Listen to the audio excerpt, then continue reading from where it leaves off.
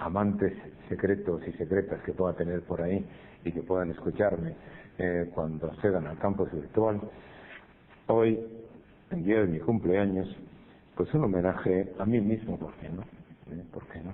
El homenaje a mí mismo, tomo como disculpa a alguien a quien yo tuve la oportunidad de conocer en la Bulldog, en París, en Saint-Michel, en la Place Saint-Michel, un catedrático de filología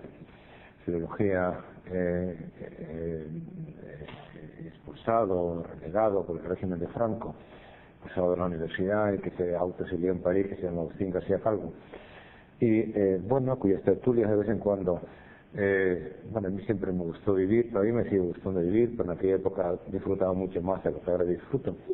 Y en la Bulldog, Agustín García Calvo nos leyó un poema que al que hice referencia el otro día de una manera muy informal, y al que ha puesto música, por lo tanto vida, Amancio Prada. Es un cantautor, no sé si alguien le conoce, un cantautor gallego. Auto-homenaje a este que les habla, y por lo tanto también un homenaje a ustedes. Leo Agustín García Calvo en un texto con el que yo me identifico: libre te quiero, como el arroyo que brinca de peña en peña, pero no mía. Grande te quiero, como monte preñado de primavera, pero no mía. Buena te quiero, como pan que no sabe su masa buena, pero no mía. Alta te quiero, como chopo que al cielo se despereza, pero no mía. Blanca te quiero, como flor de azahares sobre la tierra, pero no mía. Pero no mía, ni de Dios, ni de nadie, ni tuya siquiera.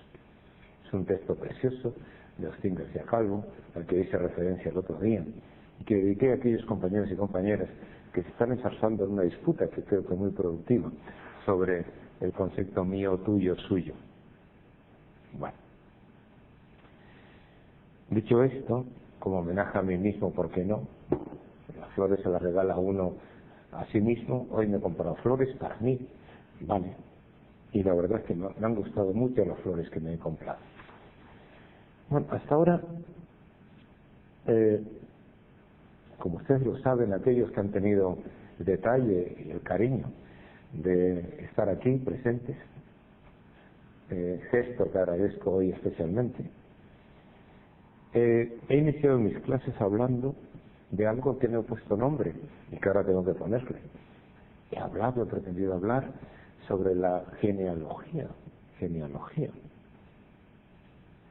del deseo, o si ustedes quieren, utilizando un término de alguien que creo que es amigo mío, y es amigo porque sí me ha llamado hoy, con motivo de mi cumpleaños, que se llama Remo Botey, geometría del deseo. Bueno, espero que ustedes, mientras tanto, en estas 3 últimas sesiones en las que yo he pretendido más que aburrirles y divertirles, o al menos provocarles, que eso es parte de mi profesión, digo que hayan tenido tiempo. Tengo que ponerme las gafas porque si no veo. Es decir, no solamente insisto, ustedes que están aquí hoy, y todos aquellos que a partir y gracias a que Borja tiene la amabilidad de, más que grabar mis palabras, el gesto que se esconde detrás de las palabras que yo pronuncie, algo por otra parte bastante arriesgado, lo hagan a continuación, es decir, averiguar sobre qué planos yo me estoy moviendo, a qué juego yo estoy jugando, ir jugando este juego, a qué juego les estoy invitando a ustedes u obligando a ustedes a que participen en él. O sobre un plano en el que me gustaría que ustedes se movieran. aunque yo no les voy a pasar facturas si se mueven en otra dirección, porque eso genera tensión en el plano, algo que por otra parte, siendo egoísta, a mí me importa, porque prolongaría la vigencia del plano. Es decir, resumiendo, mi muerte se alargaría todo el tiempo que ustedes quisieran. Bueno, haciendo que cualquiera de ustedes que se sienta atrapado o que se vea atrapado en este plano, sobre este plano, bueno,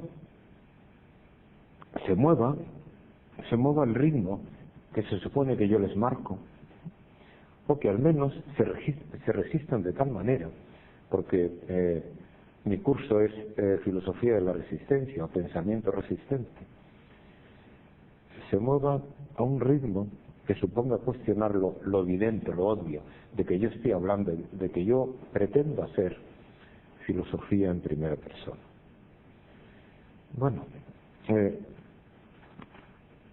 se supone que yo ya he hablado sobre eso bastante, y ahora me toca dar el siguiente paso, es decir, si hasta ahora me he ocupado o preocupado de engancharles a ustedes, enganchar en el sentido más trágico y figurativo del término, que ustedes sientan el mono al día siguiente cuando no me escuchen, con la geometría del deseo, debo dar por supuesto que el complemento de esta geometría del deseo no es otra cosa, no debería ser otra cosa que el orden del discurso, porque debemos dar por sentado que esto es una universidad, aunque no lo parezca, y que quien les está hablando es un profesor, aunque a veces tampoco lo parezca. Yo hago trampas, siempre he hecho trampas, soy un tramposo desde que era pequeño, mientras me permitían hacerlas. Y por eso no dije el por qué iniciaba mis clases contando el cuento que les contara. Bueno, hoy ya cuarta sesión, cuarta posibilidad que ustedes me dan para hablarles de aquello de lo que yo hablo, para hablar filosofía, no hablar de filosofía, de eso no quiero hablar, hablo filosofía. Bien, ¿cuáles eran los presupuestos de mi cuento? El cuento aquel en el que yo me apuntalaba, de León Felipe. Sí, me han dormido con todos los cuentos y sé todos los cuentos. Bueno, ¿por qué? Como cualquier relato, y eso es lo que yo hago desde que mis seres más cercanos se han ido muriendo. Cercanos me refiero biológicamente cercanos. Ustedes también lo están. Y no están muertos, al menos físicamente, lo medida ustedes presiento que no lo están. Como cualquier relato intempestivo, esto es o siempre fue una provocación, lo que yo hago. No sé hacer otra cosa. No existe teoría posible de los colores o sobre los colores, porque los colores no pueden convertirse en imágenes de algo. El color. Yo la verdad es que hablo confundiendo, ¿no? Cuando yo hablo de colores, pues me puedo estar refiriendo a olores, como lo que antes me preguntaban, ¿a qué hueles tú? Es decir, bueno, hoy es que no quiero oler a mí mismo, ¿no? Como no encontré el disfraz que habitualmente utilizo, no digo la marca, la colonia que habitualmente utilizo para que ustedes no se identifiquen conmigo, que para pasar desapercibido, pues hoy no sé de qué mano, de un truco, de una vieja esencia, aquella que usábamos bueno, yo no sé si me puedo autoidentificar como tal, los progres del Mayo, es decir, el pachuli, ¿no? Yo utilizo pachuli, con lo cual ustedes cuando se acerquen a mí pueden oír cualquier cosa menos aquello a lo que yo habitualmente huelo, pero en fin, son una disculpa.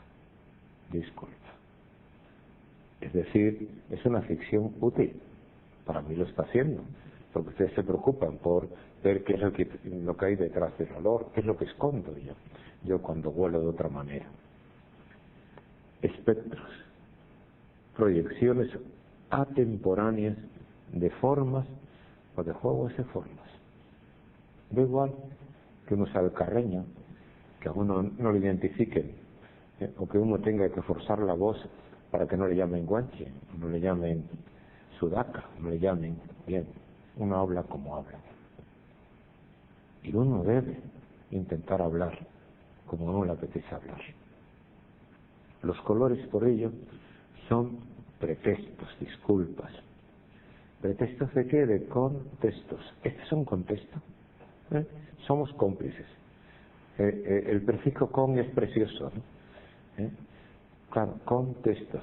Ustedes y yo, o si quieren, yo y ustedes, y cualquier otro que se nos sume. Me gusta la promiscuidad. Me gusta la contaminación, contamínanos. Son una disculpa, insisto, ficciones útiles, ficciones. Espectros, proyecciones atemporáneas de formas o de juegos de formas. Los colores, por eso insisto en ellos, leí en su momento a Goethe, no termino de entenderlo, por eso sigo hablando de colores. Los colores son pretextos de contextos que muestro entre ellos. Provisionalmente fijables, se puedo fijar, pongamos que hablamos de Madrid, pongamos que hablamos de San Bernardo, pongamos que hablamos de esta clase que estamos impartiendo hoy, día 10 de noviembre del año 2006. Los colores son la justificación de la diferencia. Por eso yo puedo fijarme en todos y cada uno de ustedes al mismo tiempo y selectivamente a la vez. El privilegio panóptico que se le concede al profesor. Los colores, insisto, son la justificación de la diferencia, el soporte de un escalamiento que no admite medida. ¿En qué punto estás tú? No lo sé. Puede ser 5, puede ser 10, puede ser 25. Como la complejidad de matices tras los que el sentimiento y el gusto, que siempre yo lo uno, el sentimiento, se manifiesta. Recurro, por ello, es mi estrategia, es mi trampa, al relato, para hablar de colores, Por eso mis colores son opacos últimamente. No hay colores, ni siquiera en la intimidad. Es el mismo color que ustedes pueden encontrar si me quitan la chaqueta o la camisa. Simulo insertarlo en una realidad posible. El color de los que lloran, la muerte de esa familia abatida.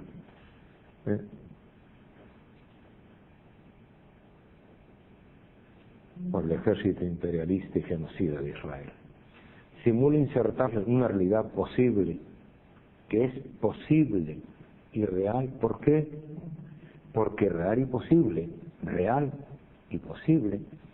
va a ser el texto del autor, en este caso probablemente el mío, pero el mío con ustedes. Es un texto que se alimenta, proceso de feedback. Cada vez que yo les leo a ustedes, cada vez que les leo, cada vez que les escucho. El texto del autor tras el que se esconde una vivencia, la que yo en este momento estoy soportando y pretendo transmitir, exteriorizar. Quiero liberarme de ella. ¿Y cómo se libera uno? Hablando o escribiendo. O un confuso registro de sensaciones que giran en torno a lo mismo. Tal vez así, un lector o lectora ocasional, aquellos que me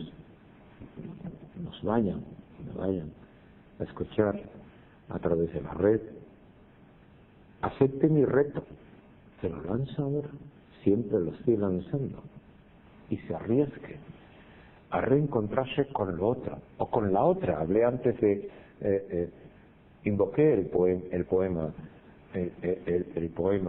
de Agustín García Calvo, libre te quiero, y se arriesgue a reencontrarse con lo otro, insisto, con la otra, que es lo suyo, es lo propio, su privacidad. Aquello solamente tiene sentido contrastado con la otreidad, con lo público, con lo prostituido, con lo que es de vulgar y común consumo. Lo que ningún discurso arreglado pudiera nombrar. ¿Quién puede dar cuenta de lo público, incluyendo lo privado, y por lo tanto transmitir? Hablamos de filosofía de resistencia, y me tengo que remitir al periodo de entreguerras, especialmente aquella época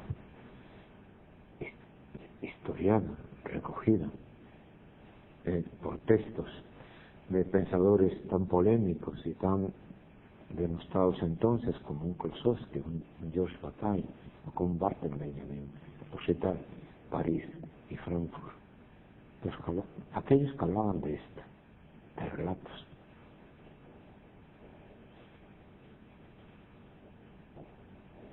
Bien, contemos el cuento, y el cuento de hoy, que tiene que ver con el orden de los objetos. Y cuando hablo de objetos, les incluye a ustedes, por favor, y ustedes también, que podrán verme ahora. ¿Y cómo no me incluyo yo? Aunque en mi caso considero que soy un bello objeto de deseo. Bello. La belleza me importa. Porque ¿quién puede hablar de belleza sin referirse a uno mismo? Sin referirse a aquel o aquella que se considera bello o bella. Bien.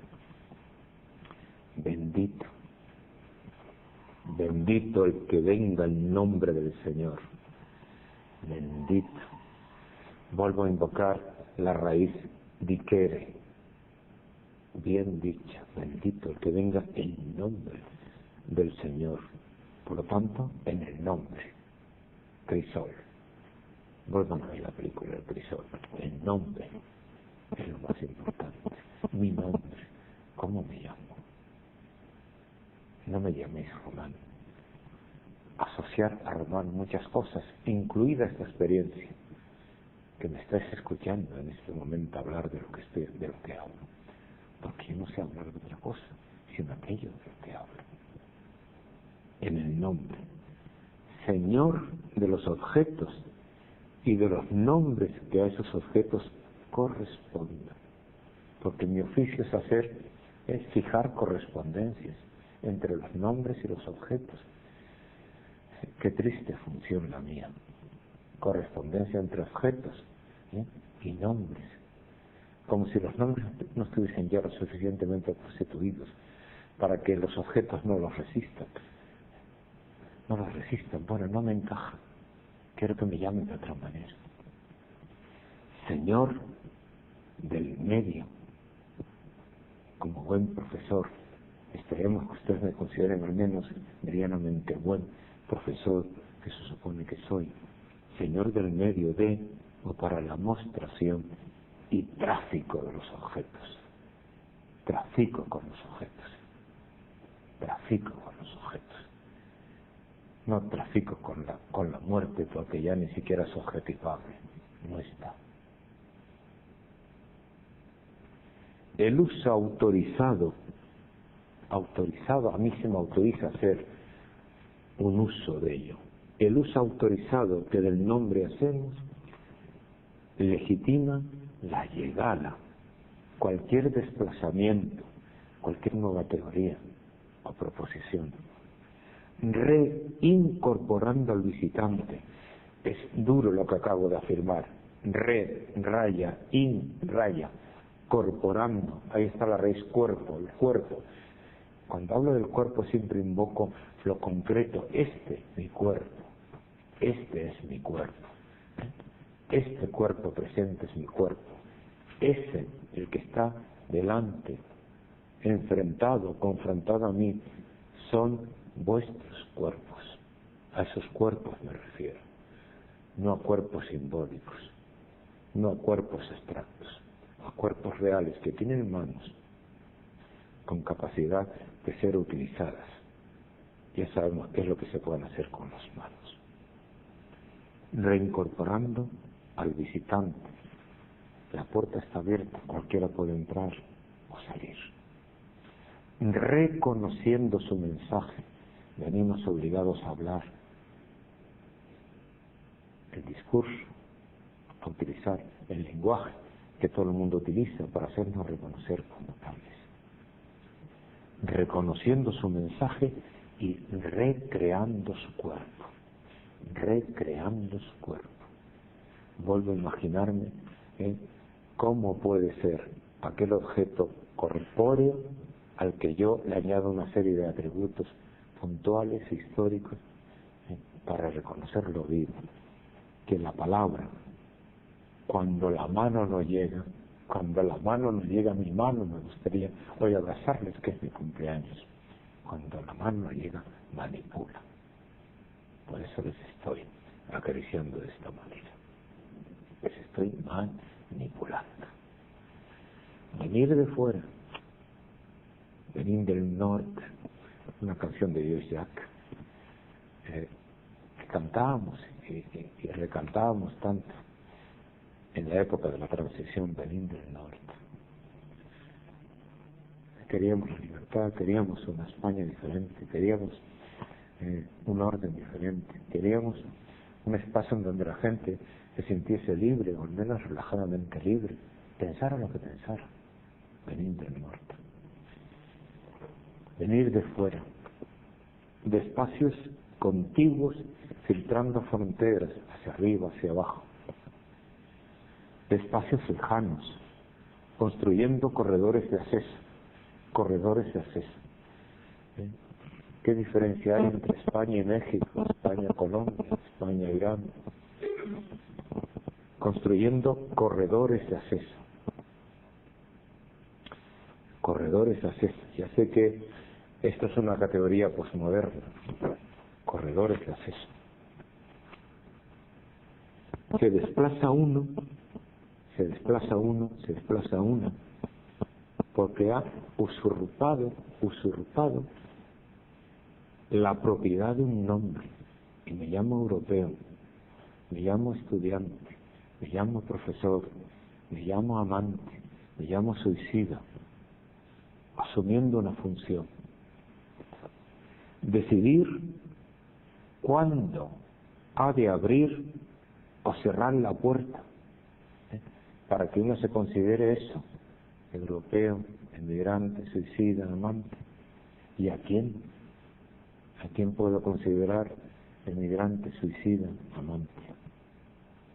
Transgresor, de nuevo la invariante movilidad, transgresor, reconvertido, ha empeñado el soporte del deseo, Yo soy un ser deseante, Yo lo que amo, como Tristán o como San Agustín, es sentirme amando, sentirme deseando. El soporte del deseo, es decir, su propio cuerpo, ese cuerpo, bello o no tan bello, ese cuerpo creo que es mucho más bello que de cualquier cuerpo que yo tenga presente ahora. Creo que es mi cuerpo.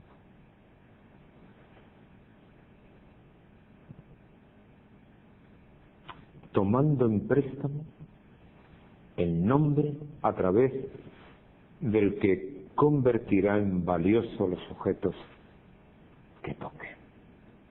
La razón del intercambio, las manifestaciones del deseo. Me gustas, te quiero, te odio, vete, ven. La reinversión más rentable, una categoría económica, reinversión más rentable, es decir, venir porque ha sido previamente bien nombrado, bendito. Ustedes son estudiantes, yo soy profesor, Eso es una bendición. Ustedes están clasificados. Yo estoy clasificado en función de la clasificación previa que ustedes han recibido. El Señor, el sistema, si ustedes quieren, llama a los objetos por su nombre. Introduce un principio de orden.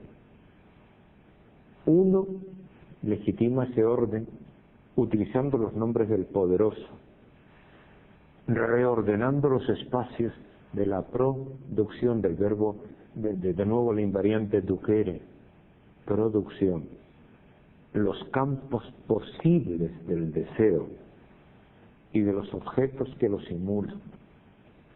Yo amo a Laura, por ejemplo. Lo que simula es otra cosa, que el ser, la persona que se identifique con el nombre Laura.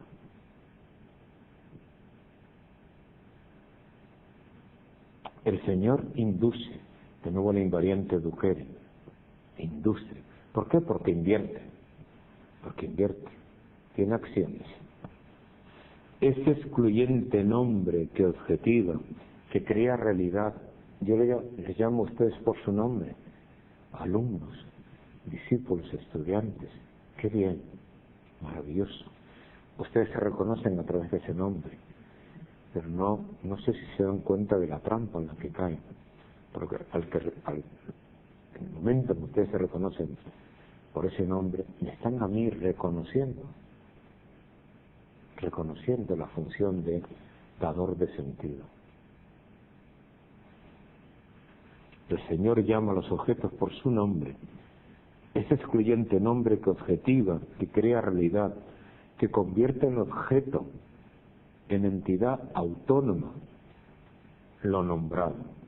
El Señor seduce, de nuevo ducere, seduce, incita a la dispersión, porque reconvierte, disuelve a los portadores de nombres, reduciéndolos ¿qué? Al estado líquido, para que fluyan. Sí, los liquidan, es lo que está haciendo, les estoy liquidando.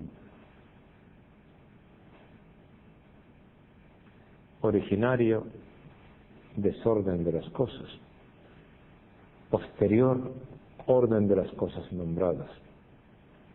Cosas ordenadas, especialmente cuando ustedes reciban un acta de evaluación, una calificación. Cosas ordenadas. Originario, desorden de las palabras.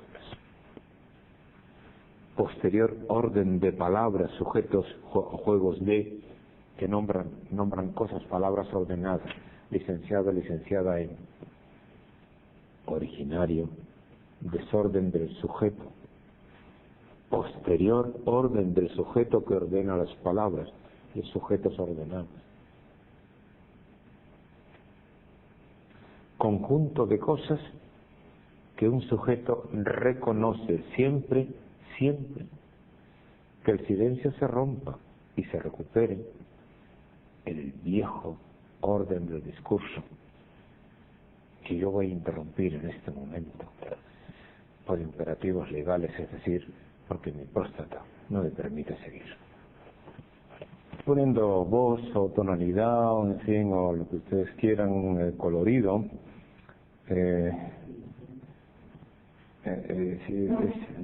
todo eso que tiene que ver con las sensaciones, a textos que en su momento, en este caso, ya había escrito y que ustedes, alguno de ustedes sé que ya ha podido haber leído, y que encuentran, como saben, en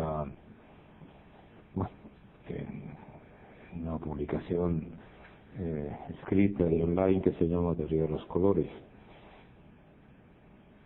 Bueno, evidentemente yo estoy reescribiendo esa teoría de los colores en este momento y las estoy reescribiendo porque ustedes me dan la oportunidad, que agradezco, para repensar aquello que yo hubiese en su momento escribiera. Lo que sucede es que cada vez que releo esto, que fue escrito en una situación muy especial. Bueno, como todas las situaciones humanas son todas muy especiales, son únicas. Pero no, que no fueron tan intensas como aquellas se supone que yo estoy viviendo en este momento. Por eso, bueno, agradezco que ustedes entiendan que por razones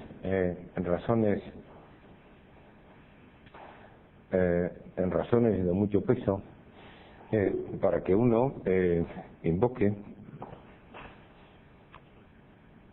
o que uno se apuntale en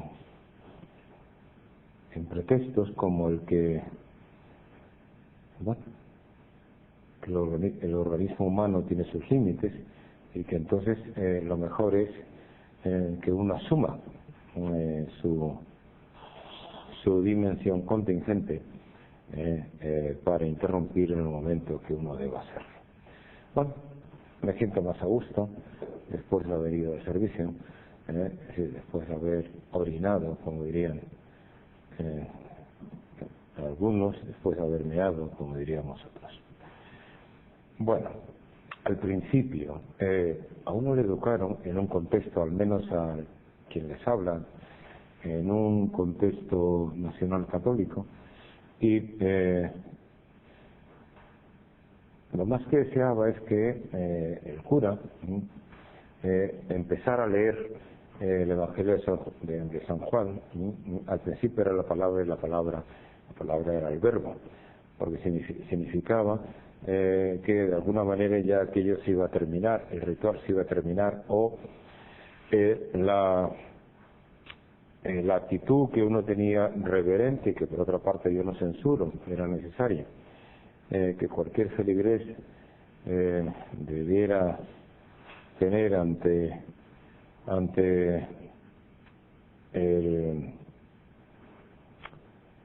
el sacerdote correspondiente, significaba de que, bueno, ya iba uno a relajarlo. Al principio era el verbo y el verbo era Dios. Por eso los principios a mí siempre, no sé, me han seducido. Al principio, yo creo que era o había un orden, o había el orden. El orden. Lo que pasa es que el orden lo pongo entre comillas, claro. ¿Por qué? Porque las palabras se confundían, ¿no? Fundían con el silencio. Se confundían en el silencio. Se ocultaban tras su sombra, El origen de ese principio fue la voluntad que se activara, que es lo que se quería hacer. Podemos poner sujeto a esta voluntad y llamarle Dios, no me importa. El origen de ese principio fue la voluntad que se activara. Al principio, las cosas no eran cosas, sino proyectos de cosas. Es decir, campos de objetos posibles. Le hace mundo, le hace universo, da igual. Nació, por tanto, el activista. Dios fue el primer activista. Lo que pasa es que, como todo buen estratega, nombró un demiurgo para que actuara en su nombre. Nació el activista, que engendró al disidente. La activación de esa voluntad convirtió a las cosas en cosas en sí, llamarles por su nombre, en cosas en sí, que podrían convertirse en cosas para mí. Estoy leyendo el poema de Gilgamesh, y que ustedes pueden también encontrar en el Pentateuco. La activación de esa voluntad convirtió a las cosas en sí, que podrían convertirse en cosas para mí, que reconocían el nombre que originariamente se les asignara, posteriormente se entiende. Pronunciar el nombre de las cosas suponía acceder a su posible consumo o disfrute. o complicidad, como ustedes quieran. El orden de las cosas. Yo sé que hubo que esperar hasta Aristóteles, pero en fin. El orden de las cosas sucumbió así al orden de las palabras. Los intermediarios, los sujetos hablantes, los filósofos, tuvieron que aceptar la reducción a cosa. Piensen en los milesios. Aceptar la reducción a cosa si querían ejercer luego como dispensadores de sentido. Es una palabra muy fea. Dispensadores de sentido, como configuradores de realidad.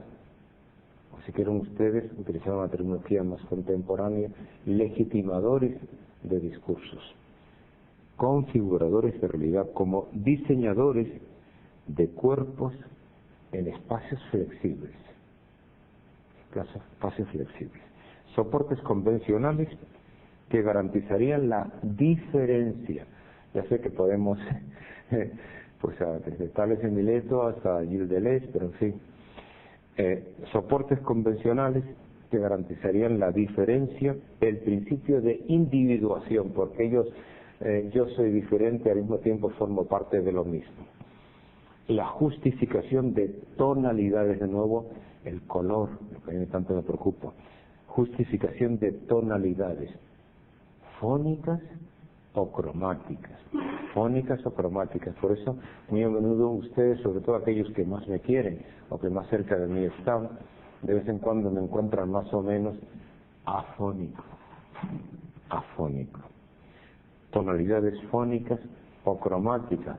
Lo de las tonalidades cromáticas, la verdad es que últimamente se ha reducido a un color opaco, bastante opaco, que es el negro o el gris. El cuerpo figurado se redujo así a un color con el que se identificaba el interés que el hablante ocultaba. Un maldito. Yo qué sé, por ejemplo, Michel Foucault, un maldito. Aquel que no soporta un nombre bien pronunciado, bien asignado, es decir, un maldito, que tiene un cierto paralelismo con un maleante, es decir, aquel que por sistema no circula correctamente, ¿no? Va mal. Bien.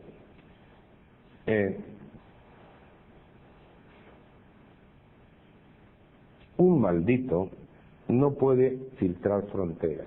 Yo creo que soy un maldito. Sí, estoy haciendo un paréntesis. Y precisamente hoy, para aquellos y aquellas, especialmente aquellas, porque son más las que han llegado, recordarles que es mi cumpleaños y que agradezco el jamón que me han dejado en la secretaría de la facultad. Digo que en la medida en que yo no he sido bien pronunciado, no he sido bien nominado, no puedo filtrar fronteras, ni construir corredores, el que hacíamos referencia antes, de Madrid a México, de Madrid a Teherán, de Madrid a Bogotá, de Madrid a... No puede siquiera pensar el movimiento. Yo no sé qué sea el movimiento. Situarse en una posición de despegue,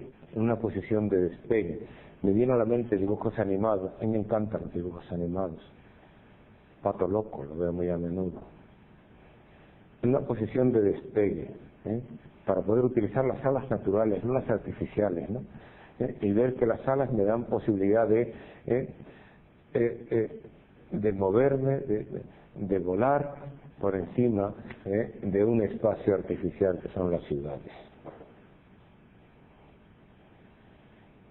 Repito, un maldito no puede filtrar fronteras ni construir corredores. Empecé, para aquellos y aquellas que tengan el honor de honrarme con su presencia a destiempo. El destiempo siempre es grato.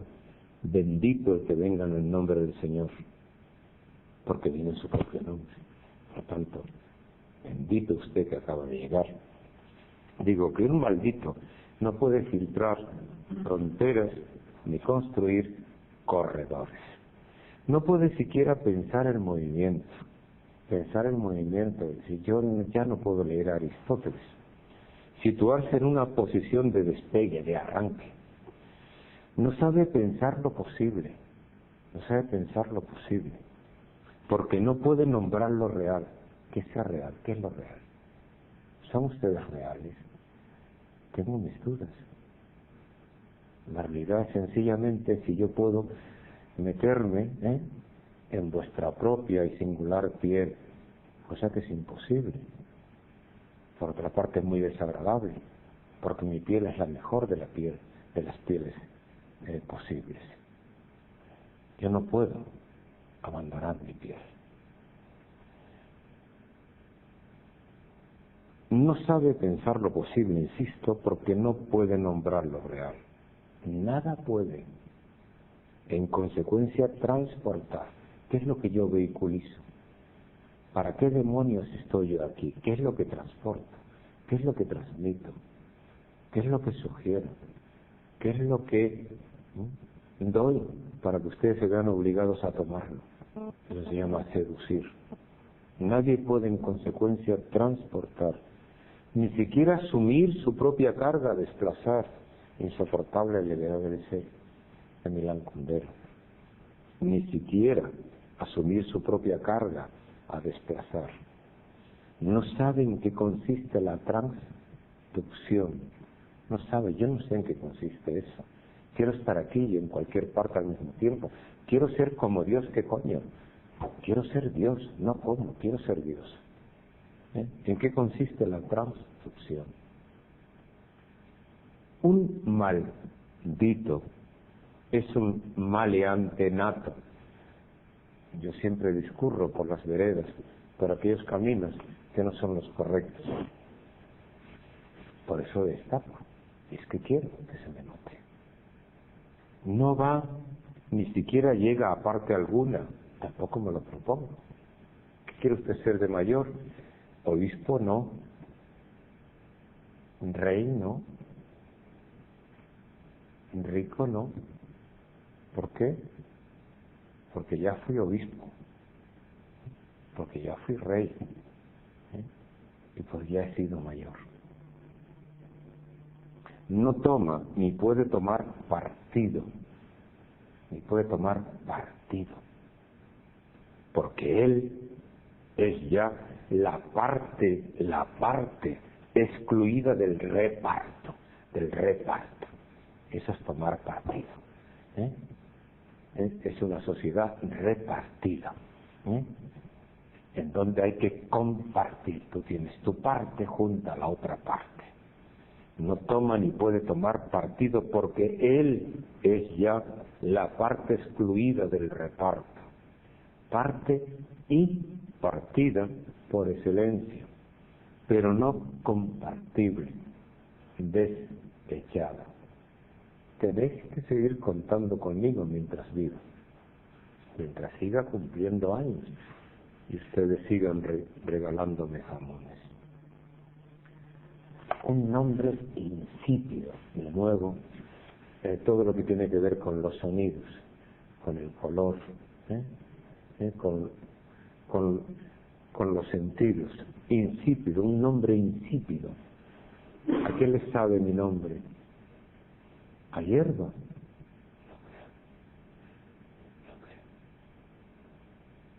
Ustedes no han escuchado algo.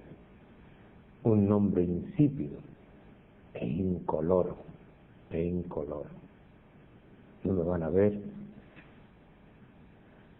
desfilar por Cibeles, que ha agotado el manantial de los olores, un nombre maldito, que no se pronuncia,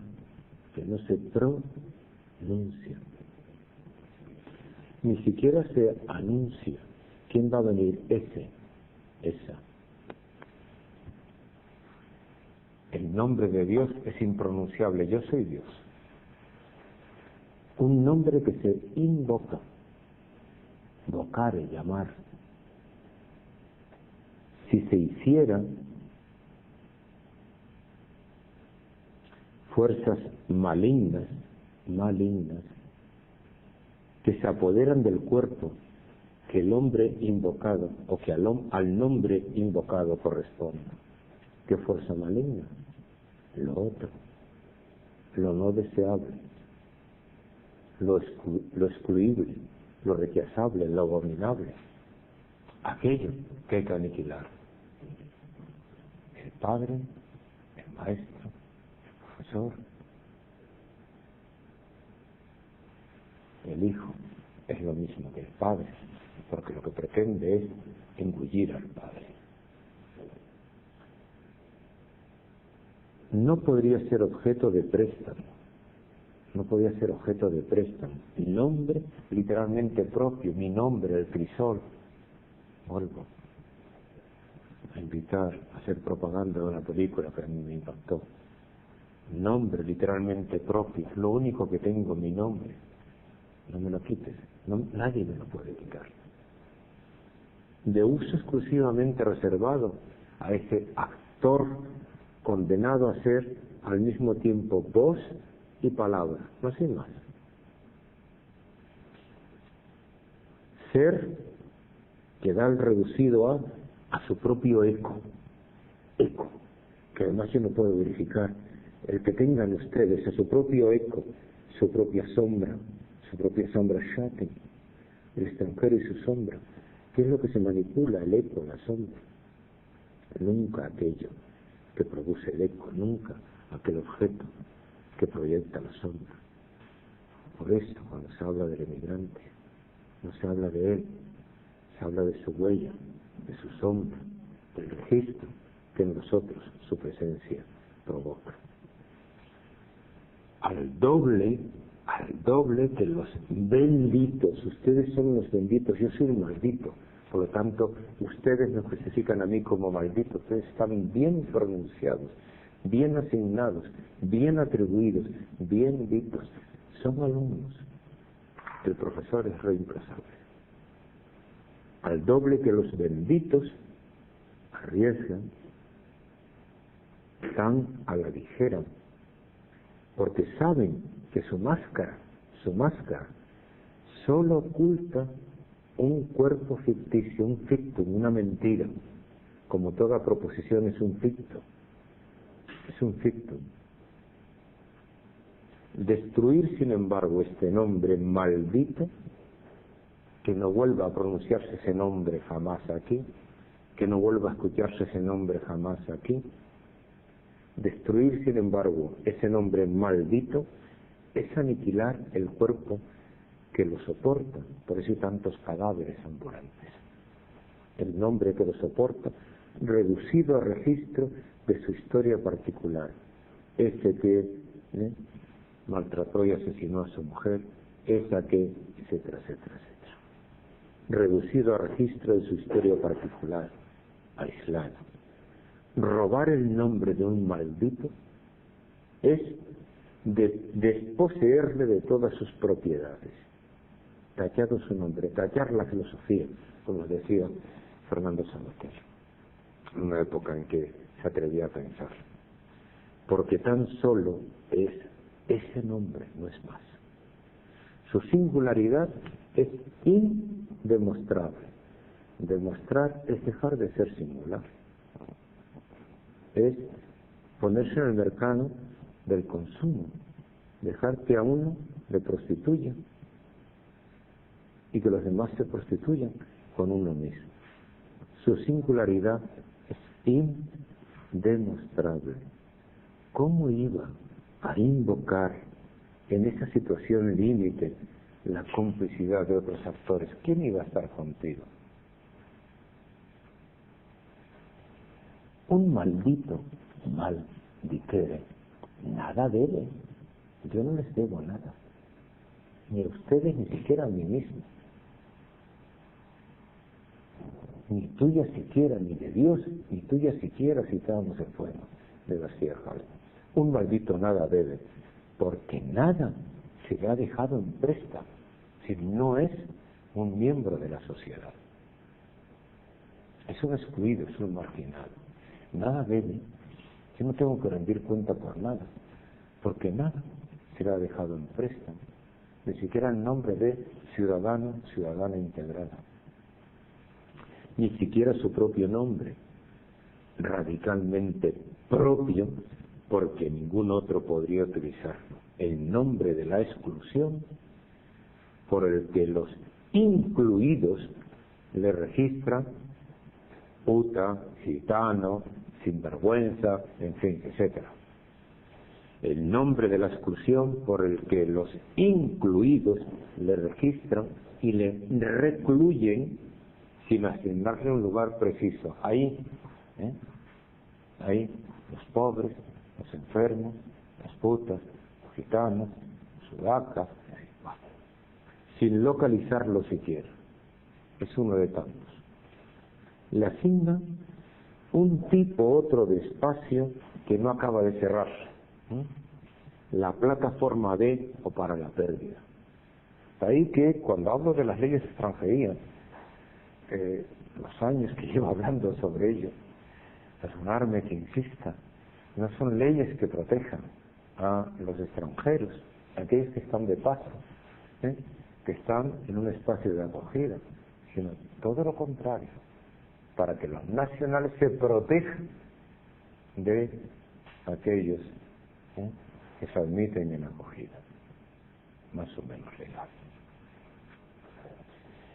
Pero ese largo viaje sin término, transinito, una palabra para mí tremendamente grata, transinito, en el fondo soy mucho más creyente de lo que cualquiera se puede imaginar. Voy más allá del finis orbis, del finis credo, porque el creyente es limitado, cree hasta cierto extremo. Aquellos que nos situamos en la transfinitud, vamos más allá de los límites que los credos, que las religiones imponen. Bien.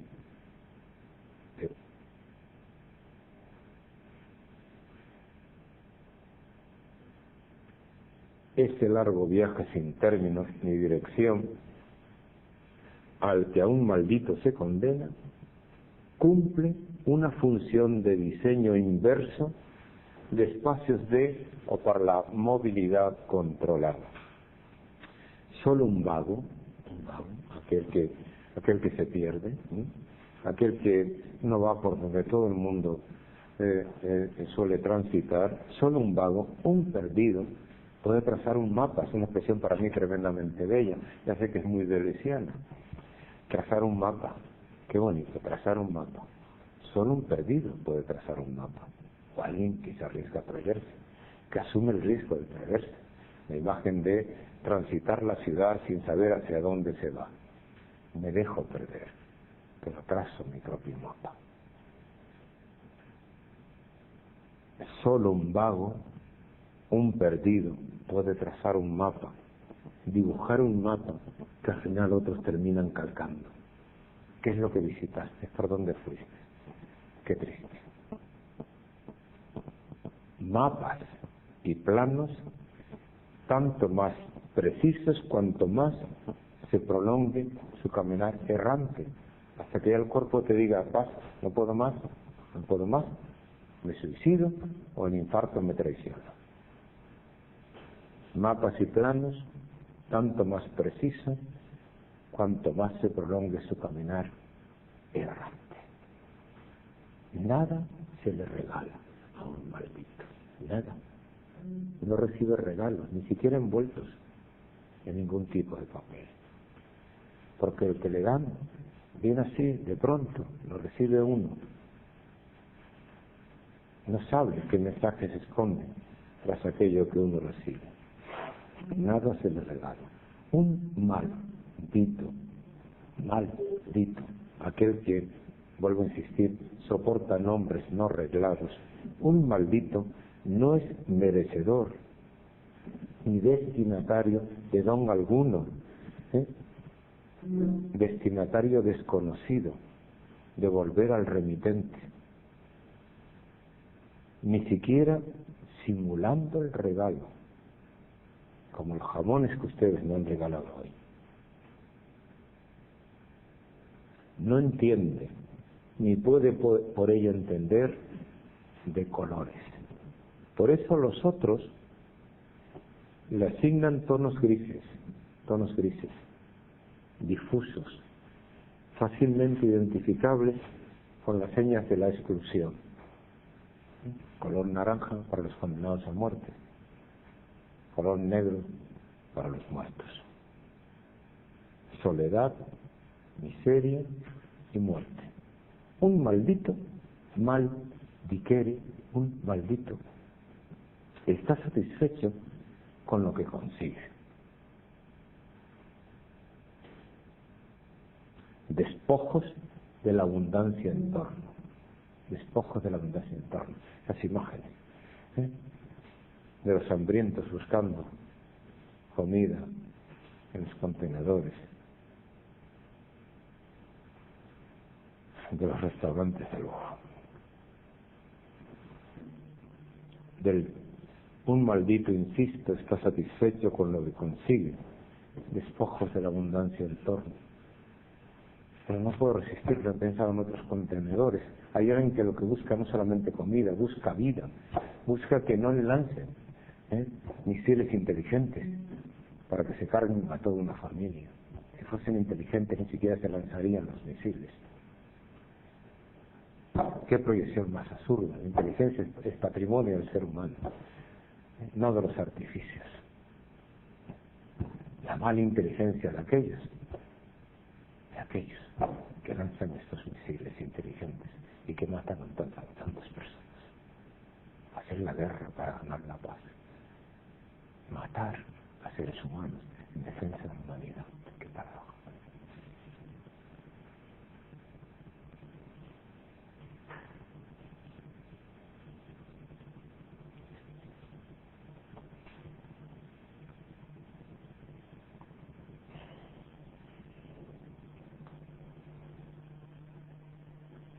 Bueno, merece uno los ojos y no puede leer. A otros se le coge la alarma.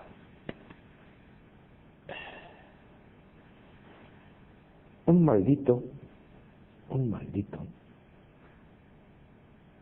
soporta otras cargas, asimismo convencionales, pero soporta en definitiva como la repetición, legitimando así por exclusión o negación el principio de totalidad o masa informe.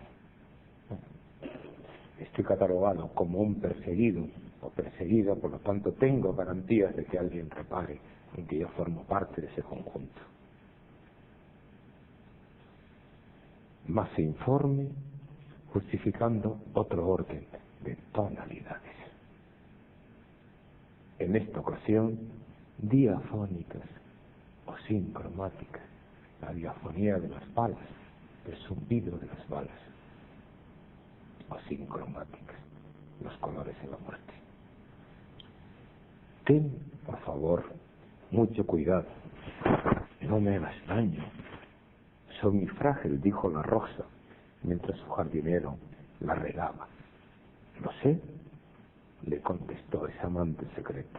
No tengas miedo, estoy citando al Principito, claro. Jamás podría destruir la flor más bella que creciera en su jardín. Esa flor que cada día le regalaba con un beso y su sonrisa. Qué poco cuesta dar un beso, qué poco cuesta regalar una sonrisa. Una majestuosa sinfonía de color y olores. Ráfagas de color y sonidos otras veces, cuando lejos del jardín ese beso y esa sonrisa le llegaba de la mano de Clara Jones, por ejemplo. Si yo soy para esa flor el secreto mejor guardado, y ella sabe dónde esconde una llave, cada cual sabe dónde esconde su propia llave. Y ella es para mí la palabra más preciada, y también ella sabe cuándo debe pronunciarse. No habrá que esperar tanto para romper el silencio y sonreír, que cuesta tan poco. Nunca más será ya tiempo de silencio cuando el Señor de los objetos bueno, que he empezado esta reflexión, y de los nombres que a sus objetos correspondan, regrese definitivamente a su Olimpo, porque se agotaron las bendiciones que tanto dispensaba, al Olimpo, del que nunca deberían haber salido, como a menudo creo que algunos nos hemos atrevido a huir.